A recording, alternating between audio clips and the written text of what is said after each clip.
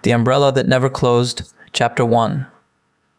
The rain didn't fall so much as settle. It clung to the air like a second skin, coating the windows, the bricks, the breathing. In Amamura, no one looked up anymore. Umbrellas bloomed without thought, like lungs drawing breath, mechanical, unacknowledged. Kazuki Muraoka blinked once, slowly, through the fogged lenses of his glasses. Then again. He stood under the eaves of his apartment building, staring out at the gauze-thin rain as it painted streaks on the pavement. His umbrella, plain navy and slightly bent, hung from his wrist like a forgotten limb. He didn't particularly feel like going to school. But then again, he didn't particularly feel like not going to school either. He opened the umbrella. The hinge stuck briefly before popping free with a metallic snap, startling a pigeon that had taken shelter nearby. Kazuki watched it flutter up into the gray sky, then took his first step into the drizzle. The route to Kasuga High School wound along the edge of a canal that no longer had a name. Decades ago it had been something poetic, but no one remembered it now, just the canal. It wasn't deep, but the green-black water moved with a sleepy current, pushing past clumps of moss-covered debris and the occasional bicycle tire. Overhead, electric wires drooped under the weight of the wet. Kazuki walked with practiced quiet, shoes lightly slapping puddles, hands in his coat pockets. He watched his breath fog and disperse in the damp air. Other students passed by, heads down, rain jackets zipped. He didn't greet them. They didn't greet him. At school, the day unfolded like it always did, in muted tones and half-finished sentences. Teachers spoke over the constant tap of rain against windows. The fluorescent lights flickered faintly, adding a second layer of hum to the already humming silence. Kazuki sat in the third row from the back, beside the window, where the condensation blurred the outside world into watercolor. "Hey, Rainboy." Mika Tsutsui slid into the seat beside him just before homeroom started, flicking a drop of water off her sleeve onto his desk. She wore 2 pins in her hair that didn't match. "You look more see-through than usual. Forgot to charge your batteries again?" Kazuki didn't look at her. "It's not the batteries, it's the operating system." "Oof, glitching that bad, huh?" She was teasing. She always was. Mika had been teasing him since 3rd year. It used to annoy him, but lately it just filled the space. Kazuki pulled a damp paperback from his bag and flipped it open to a random page. Mika made a theatrical show of sighing and turning to the window. 3rd period blurred into 4th. Lunch came and went in whispers. Kazuki ate half a sandwich and threw the rest away. When the final bell rang, the rain hadn't changed. Of course it hadn't. He stayed behind to return a book to the library. It wasn't due today, but it didn't matter. He liked the silence of the school after hours, like it had stopped pretending to be busy. The corridors were dim, half the lights off. His footsteps echoed as he passed the science wing, down toward the back stairwell. Instead of taking the usual path, he paused at a wooden door with a tiny window fogged from the inside. A small tarnished sign read, "Lust and Fund, please knock. No returns after 6 p.m. But it was barely 4. The knob turned with a slight resistance. Kazuki opened the door and stepped inside. The door creaked open with an old, unloved sound. The room inside was dim, the single overhead light buzzing faintly like a trapped insect. It smelled of forgotten sweaters, crumpled test papers, and that strange dusty vanilla scent that only old schools seem to collect. Metal shelves lined the walls, stacked with faded jackets, mismatched gloves, cracked water bottles, and one battered recorder case still faintly labeled Rika-chan in pink marker. Kazuki stepped in, letting the door drift shut behind him. The hum of the rain faded slightly. The quiet inside was different, not absence of sound, but a kind of hush, like something waiting. He set the library book, a study of water systems in rural prefectures, onto the drop-off cart. Its spine made a dull sound as it landed. Then, as he turned to go, he saw it. Nestled atop a pile of worn scarves and one child-sized raincoat set an umbrella. Not like the others, this one was beautiful. The canopy was deep black with delicate lace trim along the edges. The ribs were silver, not the cheap aluminum kind, but something polished, ornate, old. The handle curved into a carved cherrywood grip, its lacquer flaking just slightly at the tip. It didn't belong here. Kazuki moved toward it slowly, one hand hovering like he thought it might vanish if he touched it. He picked it up. It was surprisingly light, dry. No tag, no name, No sign of how long it had been sitting there. He glanced over his shoulder. The door was still closed. No sound. There was a strange pull, a small urge, not curiosity, exactly, but something quieter, like remembering something you haven't actually lived. He clicked the release button.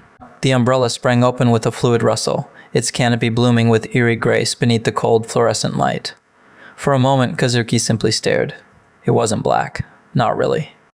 Up close, the fabric shimmered faintly with deep navy and indigo threads, catching the overhead light like oil on water. The lacework pattern was stitched with tiny raindrop motifs, all swirling toward the center. Inside the handle, tucked just beneath the joint, a slip of aged paper peeked out. Kazuki plucked it free. A single sentence written in tidy calligraphy, "Don't open me unless it's raining." He blinked, then gave a short exhale that wasn't quite a laugh. He looked up, the umbrella still open above him. "It's always raining," he muttered. There was no reply. He folded the umbrella, cradling it carefully in both hands, and stepped back into the hallway. Outside, the corridor windows were streaked with water. The storm hadn't eased. Kazuki walked home under the same drizzle as always. Except now, he carried something that felt like it didn't belong in this world. The rain had no volume. Kazuki walked home the next day beneath the borrowed umbrella, its black lace edges trailing tiny droplets. The usual navy one remained folded in his bag, forgotten. Something about the weight of this one, or the lack of it, had stayed with him. It was colder than the day before. Thin fog laced the pavement near the canal, blurring the boundary between water and air. His shoes left faint prints behind him, erased seconds later by the drizzle. As he approached the bridge, a small arched pass of white stone that split the canal's curve, he slowed. There was someone standing there, a girl, no umbrella, no hood, no jacket, just her. Her school uniform fluttered slightly at the hem, her long black hair draped over her shoulders like silk soaked in rain. But she wasn't wet. The rain passed her by, beating in the air above her and sliding off like glass around her outline. She looked impossibly still, like a painting left out in the weather. Kazuki stopped at the edge of the bridge. She turned her head. "Huh," she said softly, her lips curving. "You found it." Kazuki didn't answer right away. His mouth was slightly open, and he blinked once, unsure if she was speaking to him. The girl tilted her head. "The umbrella," she added, pointing at it. "It's mine." He glanced up. The ornate umbrella hung loosely from his grip, open above him. The silver ribs glinted faintly. "I found it in the lost and found," he said carefully. There was no name. She stepped toward him. Her shoes made no sound on the wet bridge. "Thank you for opening it," she said. "I couldn't have come back otherwise." Kazuki furrowed his brow. "Come back?" She gave him a soft look, amused maybe, or gently pitying. "I've been waiting," she said. "I'm always waiting here, but no one ever opens it." Her eyes flicked to the umbrella again. It was closed for so long. Kazuki said nothing. He tightened his grip on the handle without realizing. The girl walked beside him without invitation, slipping under the umbrella's arc like it belonged to her all along. Her presence didn't jostle him. She moved with a kind of grace that didn't require negotiation. They began to walk. He should have said something. He knew that. He should have asked who she was, why she was dry, how she knew the umbrella. Instead, after a long stretch of quiet, he said, "It's supposed to be bad luck to open one indoors." She smiled without showing her teeth. "It's worse luck to leave it closed when someone's waiting." That answer shouldn't have satisfied him, but somehow it did. They reached the corner where he usually turned toward home. He stopped. "So," he began. "You live around?" She pointed before he finished the sentence. "Up the hill, the White House, the one with the ivy."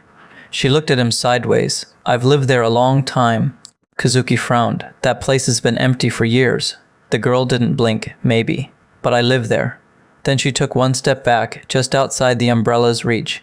Kazuki reached to stop her, but already the drizzle was distorting her outline. Raindrops slid through her shoulders like static. "Wait," he said. "Your name?" She smiled at him again. "Shizuku," she said, and she was gone. Kazuki stood on the corner, alone, the umbrella still open in his hand. The next day, he didn't bring the navy umbrella. He left it in the umbrella stand by the door, next to his father's muddy boots and a neatly coiled measuring tape that hadn't moved in weeks. Instead, Kazuki carried the ornate black umbrella with the silver ribs, closed, its curved cherrywood handle swinging lightly from his hand. All through school, he found himself glancing toward the window, as if half expecting to see her in the courtyard or on the roof. Mika noticed. "You've got a weird look on your face," she said over lunch, balancing her chopsticks between two fingers like a tiny seesaw. "Like you're waiting for something dramatic and vaguely poetic to happen." Kazuki poked at his rice. "Don't need to wait, you're here." Aw. Sarcasm. That's your version of affection. He didn't answer, but the corners of his mouth twitched. When the final bell rang, he walked slowly. The hallway buzzed with the low thunder of umbrellas popping open. Raindrops streamed down the stairwell windows like melting glass. At the bridge, he hesitated, then stepped out. She was there. Leaning on the railing, head tilted up toward the sky as though listening to a song only she could hear. Her hair was damp this time, lightly clinging to her cheeks, but her uniform was still dry, untouched. "You came back," she said without turning. "So did you." She smiled and fell into step beside him as he raised the umbrella. She fit neatly into the space beneath it, as if she'd never left. They walked in silence for a while. Kazuki snuck glances at her when he thought she wouldn't notice. She didn't seem real. Not in the soft, impossible way that dreams felt. But in the very specific way, something too vivid did. Her movements were fluid, but not rushed. She walked like the rain wasn't there at all. "You're quiet today," she said eventually. "You're difficult to explain." She laughed gently, not at him, but around him. "Try," he didn't answer. "Not right away." "I thought you weren't real," he finally said. "I'm not," she said with a wink. "I'm just a raindrop that learned how to walk." He gave her a side-eye glance. "What?" she said, grinning. "If I tell you the truth, you won't believe me. And if I lie, at least I get to be interesting." "You do that a lot?" "Lie, deflect." She thought about it. "Maybe," she said, "but only with people who look like they've forgotten how to smile." Kazuki didn't know what to say to that. They reached the bottom of the hill. Ahead, ivy curled around the rusted gate of the old white house. The windows were dark. One shutter hung loose. Kazuki slowed. "Is this really where you live?" Shizuku looked at it with a soft, unreadable expression. "It's where I keep my memories." She stepped out from under the umbrella. "Hey, wait," Kazuki started, but her hand came up. "Don't worry. The rain doesn't bother me." She walked through the gate. The ivy didn't move as she passed. "Will I see you tomorrow?" he asked, the words escaping before he knew what he was asking. She paused halfway up the path. "You're already seeing me now," she said. Then she turned. Her outline shimmered, only for a moment. By the time he reached the gate, she was gone. So was the umbrella. Kazuki stared at his empty hands. He didn't remember letting it go. Kazuki didn't mention the umbrella to his father. Not that the opportunity came up. The man came home late as always, carrying a clipboard streaked with water and murmuring numbers about runoff curves and concrete channel reinforcements. He muttered a tired, "I'm home," to the walls, not expecting a reply, and retreated to the dining table with his plans and a bowl of instant miso soup. Kazuki sat at the edge of his bed, staring at his bookcase but not reading. The rain tapped a low, unchanging rhythm against the glass, a sound that usually faded into his thoughts like wallpaper. But tonight, it didn't fade. It hung there, waiting. When he finally turned toward the closet, he froze. The umbrella was there, folded, propped neatly beside his school bag. Drops of rain clung to the lace edges, glinting like glass beads. There hadn't been a sound, no click of the door, no knock on the frame. Just there. Kazuki rose slowly, heart ticking in his throat. He reached for it. The wood was warm, as if it had been held just moments ago. He opened it, carefully, hesitantly. The umbrella sprang open with its usual rustle. And inside the handle, curled in the crook beneath the mechanism, was a small piece of paper. A different one, handwritten. He slid it free and unfolded it. "Thank you for remembering me." That was all. No name, no explanation. He stared at the words for a long time. They weren't damp. The ink hadn't run. Outside, the rain hadn't changed. His window, clear just moments before, began to fog from the edges. A faint chill slipped through the frame. Kazuki stood there with the open umbrella in his room. the note still in his fingers, his breath a ghost in the dark.